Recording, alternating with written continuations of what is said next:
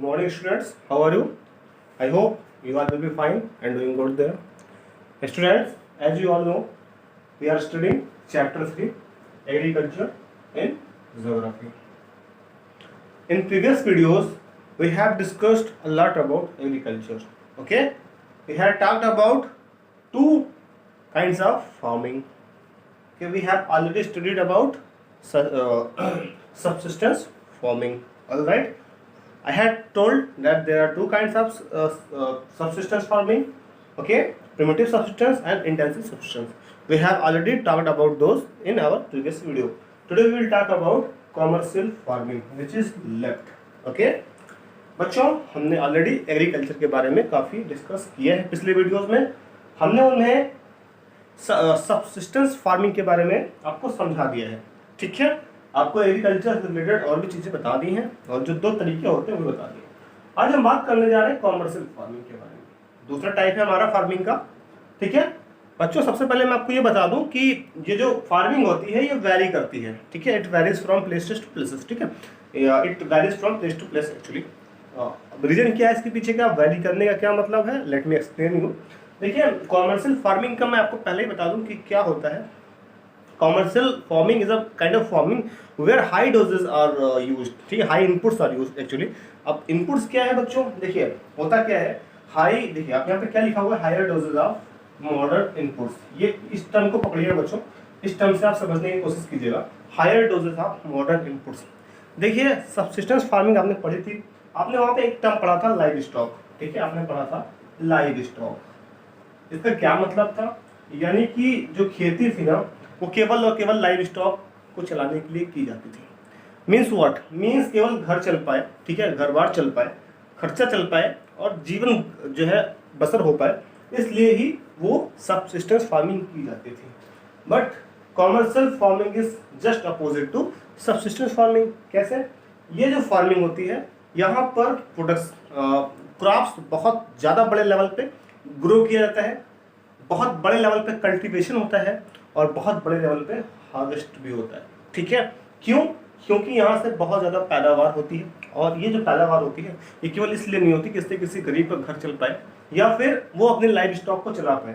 Rather इसका use इसलिए होता है ताकि इसको बड़े पैमाने पर बड़े प्रॉफिट पर मार्केट में बेचा जा सके. ठीक है, तो आई होप कि आप समझ चुके होंगे कमर्शियल फार्मिंग क्या होती है. अब होता क्या है बच्चों, इसमें जो हायर डोजेस होते हैं, हायर डोजेस इनपुट मतलब कि क्या होता है, इस खेती को बढ़ाने के लिए, चलाने के लिए इनमें बहुत बड़े बड़े जो आजकल के जो उत्पादक हैं उनको डाल दिया जाता है ताकि क्रॉप्स ग्रो हो. उनमें क्या क्या चीज़ें हो सकती हैं, जैसे कि मान लीजिए केमिकल फर्टिलाइजर्स. क्या होता है, केमिकल फर्टिलाइजर डाल दिया जाता है जिससे क्रॉप्स और ग्रो होगी. दूसरा बच्चों पेस्टिसाइड्स, आप जानते हैं ये क्या होता है. ठीक है, एक दवा होती है. ठीक है, इससे प्रतिरोधक क्षमता बढ़ती है. अब वो क्या होता है, यानी कि क्रॉप्स की जो इम्यूनिटी होती है ना वो इंक्रीज होती है. राइट, वो बढ़ती रहती है, प्रोडक्टिविटी. उसके अलावा हाई रेजिंग सीड्स, आपने सुने होंगे हाइब्रिड्स वगैरह के आजकल बहुत सारे वैराइटीज आ चुकी हैं जहाँ पे हाइब्रिड आपको देखने को मिलता है. तो हाइब्रिड का मतलब क्या होता है, हाइब्रिड का मतलब वही होता है कि बहुत अच्छे लेवल के ब्रीड के, यानी कि आप एक ऐसे कुछ सीड होते हैं, जैसे कि मान लीजिए कोई सीड है और वो ग्रो करने में 1 साल ले रहा है, तो यहाँ पे क्या होता है बच्चों, यहाँ पे क्या होता है कि अगर आप इस हाई रेजिंग सीड को डाल देंगे तो वही क्रॉप आपको 2 महीने में दे देगा. तो ये काफ़ी महंगे आता है. पेस्टिसाइड्स हैं, फर्टिलाइजर्स हैं, या फिर हाई रेजिंग सीड्स हैं. ठीक है, ये सारे, या फिर इंसेक्टिसाइड्स हैं. ठीक है, इंसेक्टिसाइड्स ये सारे क्या होते हैं, ये सारे बहुत ही महंगे इनपुट्स होते हैं. ठीक है, इंसेक्टिसाइड्स ये सारे बहुत ही महंगे होते हैं. तो इनका उपयोग करना सबसिस्टेंस फार्मिंग में तो पॉसिबल नहीं है, क्योंकि वहाँ पे इतना पैसा ही नहीं होता जो क्रॉप को ग्रो करते हैं कि वो इन चीज़ों को डाल पाए. और इन चीज़ों को डाल देंगे तो क्रॉप्स बहुत ज़्यादा होगी. ठीक है, ज़्यादा होगी तो प्रोडक्टिविटी भी ज़्यादा होगी. देखिए, it's a type of farming that uses higher doses of modern inputs. एक प्रकार की फार्मिंग है जो हायर डोजेस को इनपुट को लेती है. ठीक है, in order to raise the growth of the crops, ताकि क्रॉप्स की ग्रोथ बहुत बढ़ पाए एंड डिलीवर हायर प्रोडक्टिविटी, और काफ़ी ज़्यादा इससे प्रोडक्टिविटी मिल सके, इसका रिजल्ट बहुत ज़्यादा मिल सके, यानी हमको अनाज बहुत ज़्यादा उत्पन्न हो सके. अब यहाँ पे कुछ इनपुट्स जो कि डाले जाते हैं वो है chemical fertilizers which are costly obviously. ठीक है, उसके अलावा पेस्टिसाइड्स, ये भी काफ़ी कॉस्टली होता है बट काफ़ी ज़्यादा ग्रो करने में हेल्प करते हैं. उसके अलावा हाई रेजिंग सीड्स हैं. ये सारे क्या इनपुट्स हैं, आप इनके नाम भी याद रखिएगा. ठीक है, चलिए तो the crops are cultivated in order to sell them in the market and raise high profit, ठीक है। अभी जो क्रॉप्स है ना, इनको कल्टीवेट किया जाता है, इनको उगाया जाता है सिर्फ और सिर्फ इसलिए ताकि इनको मार्केट में बेचा जाए और एक बहुत बड़ा मुनाफा कमाया जाए इनसे, ठीक है। तो आई होप कि कॉमर्शियल फार्मिंग आप समझ सके। बच्चों यहाँ पे एक नोट है, वो नोट ये है कि the degree of commercialization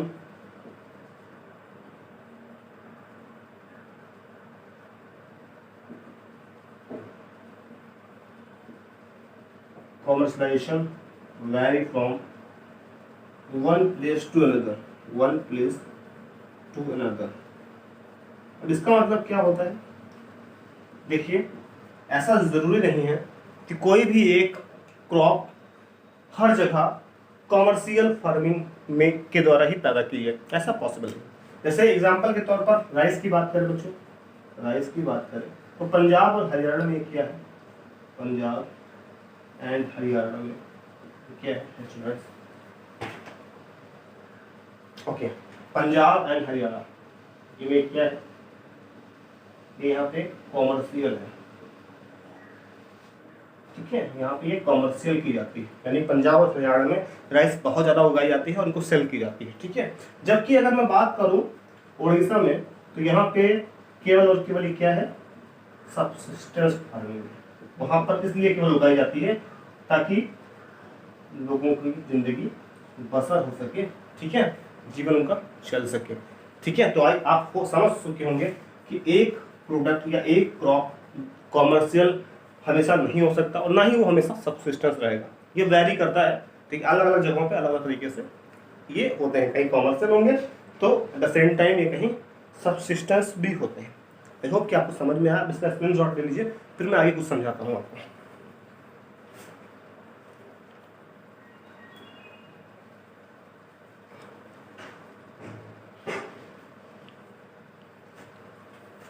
so students, I hope कि आपको ये चीज़ें आपको समझ में आ गई होंगी। इतनी चीज़ें आपने कॉमर्शियल फार्मिंग समझ लिया होगा। आपने क्या समझ लिया? फार्मिंग समझ ली। फार्मिंग के 2 टाइप मैंने आपको समझा दिए, ठीक है। सबसिस्टेंस फार्मिंग समझा दिया, कॉमर्शियल फार्मिंग समझा दिया। अब चलिए आगे बढ़ते हैं फार्मिंग पैटर्न की तरफ। बच्चों कहाँ पढ़ेंगे? फार्मिंग पैटर्न की तरफ।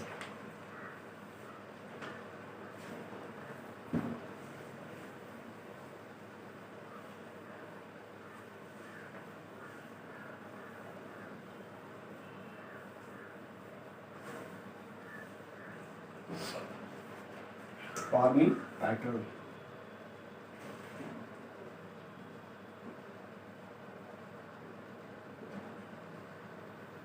अब आप कहेंगे फार्मिंग पैटर्न क्या होता है? तो बच्चों फार्मिंग पैटर्न वो होता है, मैं आपको समझाऊंगा, हिंदी में समझा देता हूँ।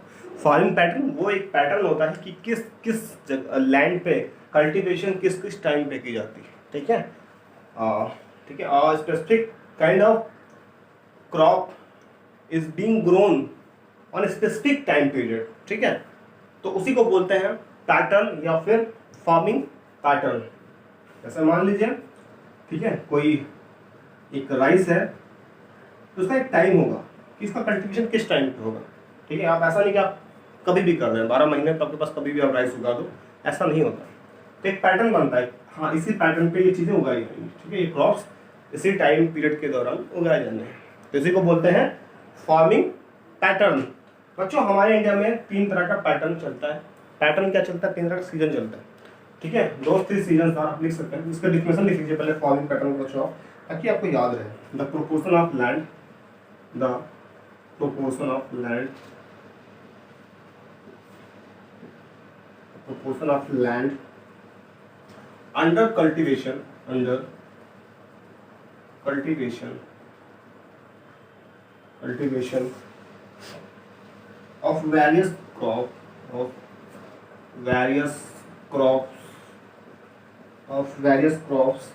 at different points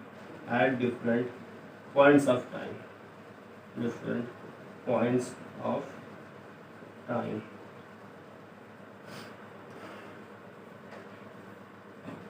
ठीक है। The proportion of land under cultivation of various crops at different points of time, ठीक है बच्चों, यानी जो लैंड होता है वो कल्टीवेट किया जा रहा है, ठीक है, अलग अलग पॉइंट पे, वही कहलाता है फैक्टर। इन इंडिया आप लिखेंगे in India there are three farming seasons, there are 3 farming seasons. India में बच्चों 3 तरह के फार्मिंग सीजन चलते हैं, ये इंपॉर्टेंट है, आप याद रखिएगा, ठीक है। वो कौन कौन से हैं? सबसे पहले बच्चों आता है रबी, कौन आता है? रबी। फिर बच्चों आता है kharif, and there is another one named as zaid, ठीक है। अब बच्चों आपको बता दें ये जो तीनों नेम है, रबी, जायद एंड खरीफ, ये तीनों अरबिक नेम है, यानी अरबी भाषा से लिए गए हैं, इसीलिए ये थोड़े से अटपटे आपको लग सकते हैं, ठीक है, because this names are not in English, so you might feel little awkward, ठीक है, व्हाइल प्रोनाउंसिंग देम, ठीक है, आपको प्रोनाउंस करने में थोड़ा सा ऑकवर्ड लग सकता है, because names have been taken from the Arabic language, right. चलिए, तो बच्चों आपको बता दें कि रबी, जायद और खरीफ एक्चुअली क्या है, ये टाइम पीरियड है, ठीक है। अब कुछ क्रॉप्स रबी के अंदर आता है, कुछ जायद के अंदर, कुछ खरीफ के अंदर आते हैं, एक टाइम पीरियड इसका सेट कर दिया गया है, किसी टाइम पीरियड पे ये होंगे, ठीक है। बात करते हैं रबी की सबसे पहले, तो बच्चों रबी की बात करते हैं, चलिए हम राइट करता हूँ आपके रबी के बारे में, ठीक है। रबी एक क्रॉप टाइम पैटर्न है, पीरियड है बच्चों, ये कब होता है इसके बारे में आप लिख लीजिएगा। रबी जो है वो कब, इसको बच्चों यहाँ पे ग्रो कब किया जाता है यहाँ पे, तो अक्टूबर और से दिसंबर के बीच में, ठीक है, अक्टूबर से दिसंबर के बीच में, अक्टूबर से दिसंबर के बीच में इनको ग्रो किया जाता है, ठीक है, आप यहाँ पे लिखेंगे ग्रो। हार्वेस्ट कब किया जाता है बच्चों, इनको हार्वेस्ट कब किया जाता है, इनको हार्वेस्ट कर लिया जाता है, ठीक है, अप्रैल टू जून में, अप्रैल जून इनको हार्वेस्ट किया जाता है, ठीक है बच्चों। पिछला आप स्क्रीनशॉट ले सकते हैं, मैं इरेज कर दे रहा हूँ यहाँ पे, आप इसके स्क्रीनशॉट ले सकते हैं यहाँ पे।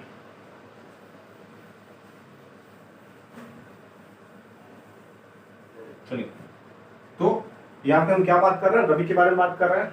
रबी को ग्रो कब किया जाता है, अक्टूबर से दिसंबर के बीच। हार्वेस्ट, कटाई कब की जाती है इनकी, अप्रैल से जून, यानी हाँ अक्टूबर और दिसंबर में इनको बोते हैं, उगाते हैं, ठीक है, और आखिरकार इनका रिजल्ट हमें कब मिल जाता है, अप्रैल या जून में हमें मिल जाता है, ठीक है बच्चों। तो आई होप कि आप समझ पाए क्या होता है। अब बच्चों आगे बात करें अगर हम इसके बारे में, तो सबसे इम्पोर्टेंट पॉइंट है time of period of time, तो आप इसको नोट कर लीजिएगा, पीरियड ऑफ टाइम ये है। अच्छा, दूसरा आता है कौन कौन सी क्रॉप्स आती हैं रबी में, मेजर क्रॉप्स कौन कौन सी होती हैं, मेजर क्रॉप्स कौन कौन सी होती हैं। तो बात करें रबी की मेजर क्रॉप्स के बारे में, तो आप लिखिएगा कि मेजर रबी क्रॉप्स हैं, यहाँ पे लिखिए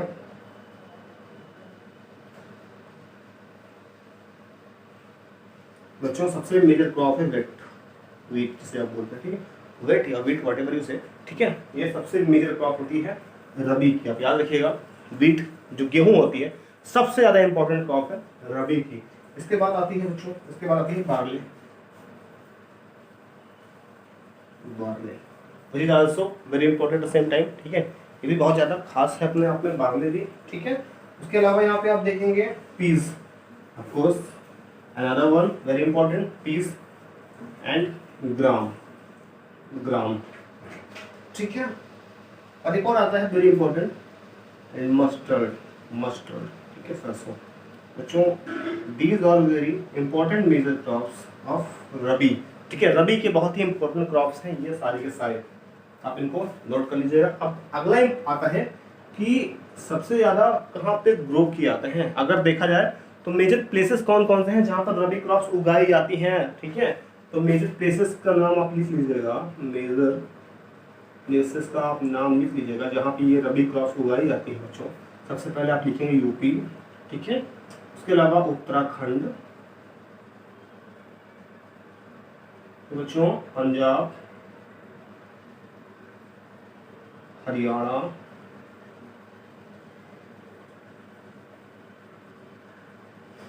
एंड कश्मीर, ठीक है, हिमाचल प्रदेश भी है, ठीक है, हिमाचल प्रदेश, एंड जम्मू एंड कश्मीर। तो ये आप नोट कर लीजिए, इंपॉर्टेंट है आपके लिए।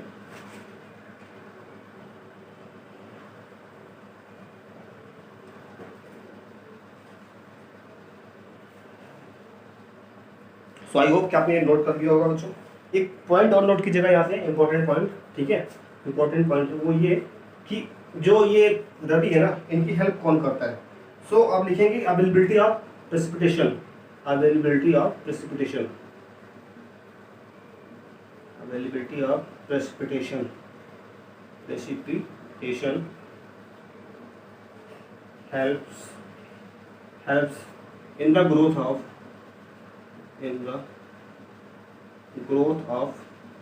रबी क्रॉप्स। बच्चों इसका मतलब क्या है, जो बारिश की बूंदें हैं, या बच्चों आपको बता दें, आपने देखा होगा अक्सर जब गेहूं वगैरह उगाते हैं तो ये बोलते हैं कि जो छोटी छोटी बूंदें होती हैं पानी की, ठीक है, चाहे आप उनको ओस कह लीजिए, ठीक है, आपने ओस पढ़ा हुआ ठंडियों में, कितनी इंपॉर्टेंट होती हैं आपकी क्रॉप्स के लिए, ठीक है। तो जो पानी की बूंदें होती हैं छोटी छोटी, ठीक है, प्रेसिपिटेशंस, वो बहुत ज़्यादा मददगार होती हैं, बहुत ज़्यादा हेल्पफुल होती हैं रबी क्रॉप्स के। तो आप याद रखिएगा, आप अपने पॉइंट में इसको ऐड कर सकते हैं। अगर आपसे रबी क्रॉप्स के बारे में पूछे तो आप इस पॉइंट्स को ऐड जरूर कीजिएगा कि प्रेसिपिटेशन जो होती है, ठीक है, जो वाटर ड्रॉप्स होती है, small water drops are very helpful for the rabi crops, right.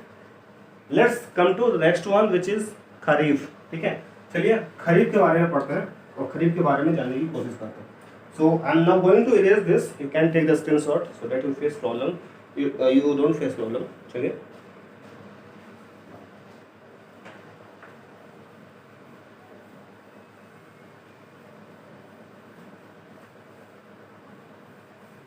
चलिए बच्चों, अगला है हमारा इम्पोर्टेंट खरीफ। क्या है खरीफ? खरीफ बच्चों मैं आपको बता दूं कि ये रबी से ज़्यादा इंपॉर्टेंट है, ठीक है। खरीफ जो है रबी से ज़्यादा इंपॉर्टेंट है। सबसे पहले हम टाइम देखेंगे इसका। आपने देखा जो रबी क्रॉप थी वो ठंडी में उगाई जा रही थी, विंटर सीजन में, और समर सीजन में उसको हार्वेस्ट कर लिया था, ठीक है। Kharif is just opposite to the rabi crops. Why? Because it is cultivated, or you can say it is the growth time of this crop is between, you can say between I tell you between June July, okay, ठीक है। चलिए अब ये मान लीजिए, क्योंकि monsoon के बाद इसमें दिया हुआ है तो आप जून जुलाई मान सकते हैं, एट रैंडम ले सकते हैं कि जो खरीफ है ना उसका जो टाइम पीरियड होता है ग्रो का, वो होता है बच्चों, अब लिखेंगे onset of monsoon, onset of monsoon, onset of monsoon, यानी जैसे मानसून आता है वैसे ही इसको ग्रो करना स्लो कर दिया जाता है, ठीक है। तो आजकल आप देखिए मानसून चल रहा है, तो स्पेशली आप लिखेंगे जून जुलाई, जून जुलाई, ठीक है। ये क्या है बच्चों? ग्रो टाइम है, ठीक है, ग्रो। अगला आप लिखेंगे, अगला क्या होता है यहाँ पे, किस सीजन में इसको हार्वेस्ट किया जाता है? तो बच्चों आप लिखेंगे सितंबर अक्टूबर में, सितंबर अक्टूबर में इसको क्या कहता है? हार्वेस्ट कर दिया जाता है, हार्वेस्ट। नोट कर लीजिए आप लोग इसको।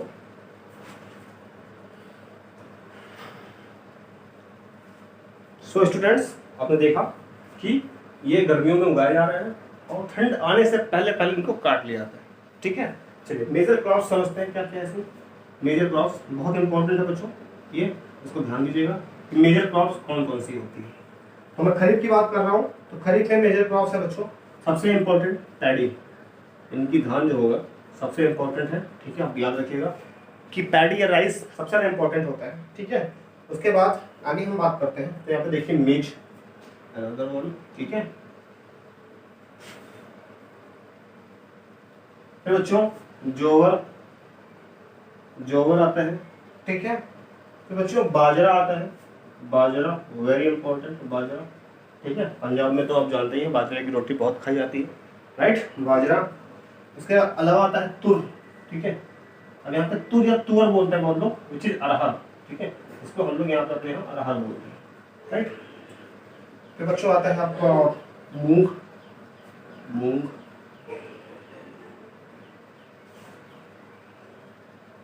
उड़द,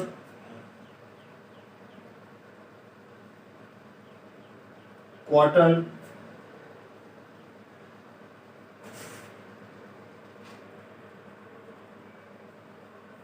ground nut, jute and soybean. बच्चों आप बताएंगे कि सोयाबीन और कॉटन ये दो क्रॉप सबसे ज़्यादा कहाँ पर ग्रो किए जाते हैं, इनका उत्पादन सबसे ज़्यादा कहाँ पर होता है। ठीक है, तो आपको दो स्टेट के नाम बताने हैं, आपकी होमवर्क है। राइट, चलिए अब बच्चों आपने मेजर क्रॉप देख लिया, अब आप पढ़ेंगे मेजर प्लेसेस, कहाँ कहाँ पर ये क्रॉप्स उगाए जाते हैं। बच्चों स्पेशली ये जो क्रॉप्स है ना, इनमें राइस सबसे इम्पोर्टेंट होता है, यानी कि पैडी। तो पैडी को ध्यान में रखते ही ये चीज़ें बातें की जा रही हैं। ठीक है, देखिए इसमें आप सबसे पहले ध्यान दे देंगे कि यहाँ पे राइस ग्रोथ होता है। ठीक है, राइस का ग्रोथ बहुत ज़्यादा बड़े पैमाने पे कहाँ होता है, सबसे वेस्ट बंगाल, ठीक है, उसके अलावा असम, ठीक है, केरला में होता है, महाराष्ट्र, पूरा लिख दीजिएगा, आप कंफ्यूज होंगे, महाराष्ट्र में, तमिलनाडु,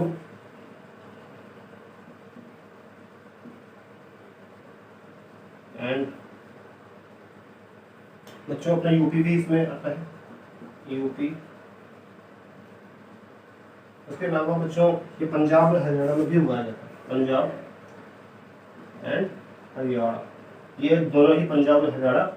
इससे पहले राइस का प्रोडक्शन नहीं किया करते थे, बट अभी कुछ टाइम से रिसेंटली इन्होंने काफ़ी इसमें इम्प्रूवमेंट किया है, या आप कह सकते हैं काफ़ी ज़्यादा इसमें प्रोग्रेस हुआ है। ठीक है, और इसकी वजह से राइस की प्रोडक्शन ये दोनों स्टेट्स करने लगे हैं बहुत ज़्यादा बड़े पैमाने पर, तो इसलिए इनका नाम भी आता है। ठीक है, तो आप इसका स्क्रीनशॉट ले लीजिए, फिर हम पढ़ते हैं अपना लास्ट जायद के बारे में।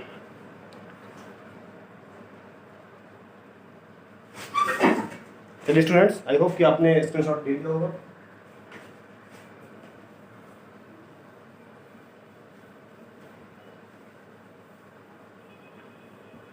हमारा लास्ट क्रॉप है वह है जायद।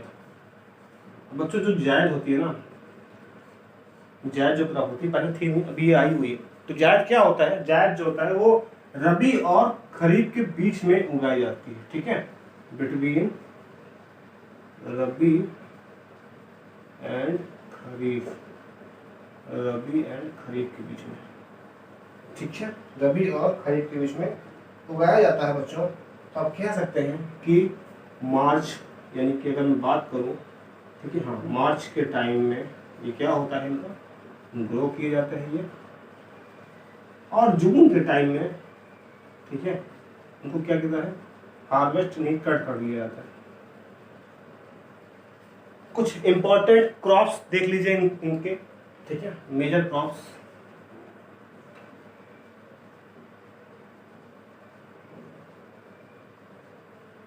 सबसे इंपॉर्टेंट क्रॉप्स है बच्चों मस्क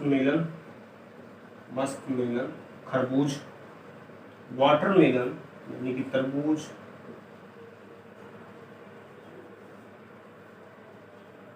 ककम्बर, ठीक है ना, ककम्बर,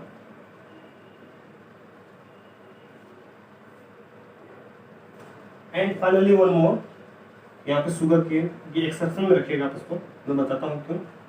शुगर केन एक्सेप्शन में रखिएगा इसको, क्योंकि शुगर केन जो है ना ये पूरे साल अब उगाई जाने लग गई है शुगर केन। ठीक है ना, हर साल 12 महीने। तो बच्चों इसमें कोई मेजर प्लेस आपको याद नहीं रखना है, मैं आपको मेजर क्रॉप्स याद रखनी है और टाइम याद रखना है। ठीक है, ज़्यादा से ज़्यादा कुछ क्वेश्चन नहीं बनता। रबी और खरीफ इंपॉर्टेंट है, आप उनको पढ़िएगा। क्या करना है आपको, लर्न कर लेना है कौन कौन सी क्रॉप्स किस किस टाइम पीरियड की है, रबी की है, खरीफ की है, जायद की है, कहाँ कहाँ पे मेनली उगाई जाती है। ठीक है बच्चों, नेक्स्ट वीडियो में मैं आपको बताऊंगा अलग अलग मेजर क्रॉप्स को लेकर कि कहाँ कहाँ पे ये उगाए जाते हैं। ठीक है, क्या इनका प्रोडक्शन रहा है, कैसे ये हेल्पफुल है, और ये कॉमर्शियल है या सब्सिस्टेंस, ये चीज़ें आपको नेक्स्ट वीडियो में एक एक क्रॉप को लेकर मैं आपको समझाता चलूँगा। ठीक है बच्चों, आज की वीडियो के लिए इतना ही। अगर कोई डाउट है तो कल हम लोग डाउट क्लास में चीज़ों को क्लियर करेंगे। आपको होमवर्क मैं दे देता हूँ। होमवर्क क्या है, ठीक है, आपका होमवर्क ये है बच्चों, चलिए मैं होमवर्क आपको देता हूँ। पहले आपको एक पॉइंट और दिखा दूँगा। पॉइंट ये है, पॉइंट आपके लिए ये कि जो आपने पढ़ा कॉमर्शियल फार्मिंग, कॉमर्शियल फार्मिंग इसको एक और नाम से जानते हैं, फार्मिंग इज आल्सो, इसको नोट लीजिएगा, मैं भूल गया था बताना आपको, नोन एज एग्री बिजनेस, है ना, एग्री बिजनेस, उसको नोट लीजिएगा क्योंकि वो बिजनेस के पर्पस किया जाता है इसलिए उसको एग्री बिजनेस भी कहते हैं। होमवर्क आपके लिए है बच्चों कि आपको रबी और खरीफ और जायद इन तीनों के कम से कम 4 क्रॉप्स आपको लेने हैं, ठीक है, कलेक्ट करने हैं और क्या करना है, अपने कॉपी में पेस्ट करना है। आपका ये टाइम मैं आपको कल तक का दे रहा हूँ, ठीक है, टुमारो का टाइम आपको दे रहा हूँ। आपको ये काम होना चाहिए। आप कैसे पेस्ट करेंगे, आप एक पैकेट लेंगे, ठीक है, और उसमें क्या करेंगे, चिपका के इसको आप पेस्ट कर देंगे अपने कॉपी में, ठीक है। तो रबी की क्रॉप्स, खरीफ की क्रॉप्स और जायद की कम से कम 4 क्रॉप्स होनी चाहिए चारों की, राइट। रबी के लिए मैं आपको थोड़ा सा कम दे सकता हूँ, चलिए रबी के 3 कर दीजिएगा, बट खरीफ की कम से कम आप 5 कर दीजिएगा, और चलिए जायद की अगर आपको मिलती है तो 1 कर दीजिएगा। आप सीड भी डाल सकते हैं, ठीक है, आप सीड भी डाल सकते हैं, जैसे कि मस्क मेलन का सीड आपको या मटर मेलन सीड मिल जाएगा तो आप डाल सकते हैं, ठीक है। यहाँ पे आप जायद के लिए मैं आपको 1 दे रहा हूँ, कोई भी आप 1 आप डाल दीजिएगा, ठीक है, वाटरमेलन या मस्क आपको मिल जाएगा। ये आपका होमवर्क है बच्चों, कल तक होमवर्क मैं आपसे पूछूंगा, टेस्ट भी आपका हो जाएगा इस पर। तो that is it in today's video. Have a good day, thank you so much.